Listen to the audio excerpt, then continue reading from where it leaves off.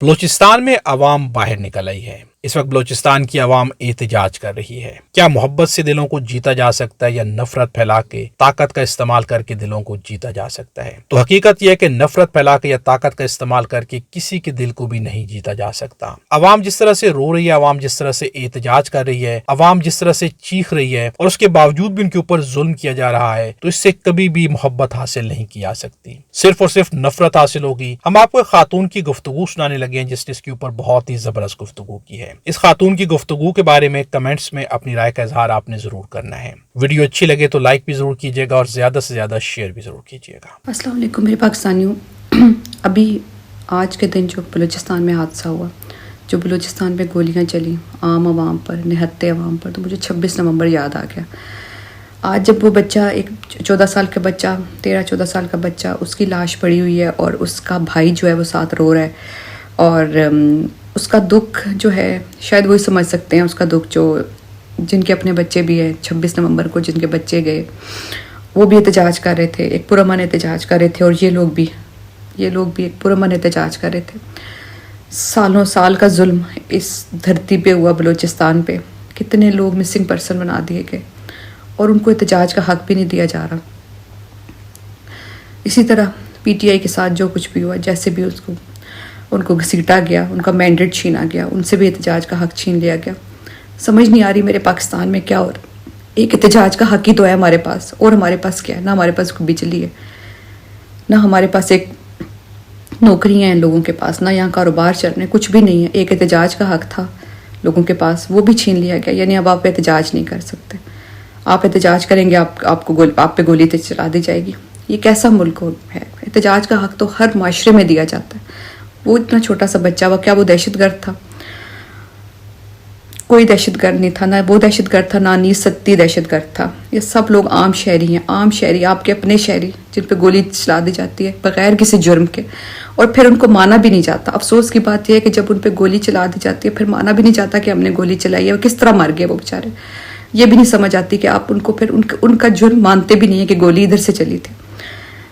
ان کا قتل، ان کا جو قتل ہے وہ کس کے ہاتھ پہ ان کا لہو تلاش کرے، وہ سب خاندان جن کا بچہ چلا جاتا ہے، وہ کہاں ان کا مجرم اپنا کہاں ڈھونڈے؟ کوئی مانتا بھی نہیں ہے۔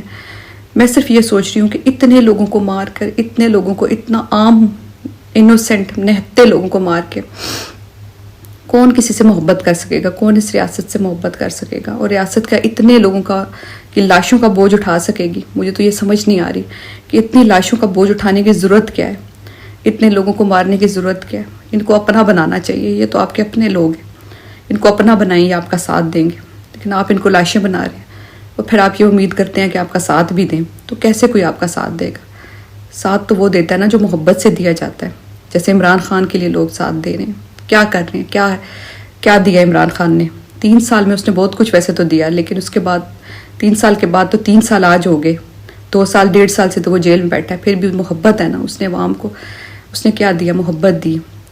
تو بس آج اس کے ساتھ عوام کھڑی ہے۔ آپ محبت دیں عوام کو تو آپ کے ساتھ کھڑی ہوگی، اور آپ کیا دے رہے ہیں؟ گولیاں، لاشیں۔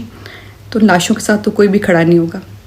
صرف افسوس اس بات کا ہے کہ میرا ملک، خان صاحب نے کہا تھا نا، خان صاحب نے یہ کہا تھا کہ یہ مان لیں، مینڈیٹ کو مان لیں، عوام کے مینڈیٹ کو، عوام کی رائے کو اہمیت دیں، ورنہ جو ہے اس ملک کا بہت مشکل میں حالات آنے والے ہیں۔ اس وقت سب نے کہا تھا کہ خان صاحب جو ہے ملک کے ٹکڑے کرنے کی بات کر رہے ہیں، خان صاحب کہہ رہے ہیں کہ ہم نہیں ہوں گے تو ملک ٹکڑے ہو جائے گا، لیکن وہ باتیں ابھی مجھے سچی ثابت ہوتی نظر آ رہی ہیں۔ یا اللہ اس ملک پر رحم کر، اور جو لوگ یہ کر رہے ہیں ان کو اللہ ہدایت دے۔ میں تو ہمیشہ ہدایت کی دعا کرتی ہوں، چاہے کچھ بھی ہو۔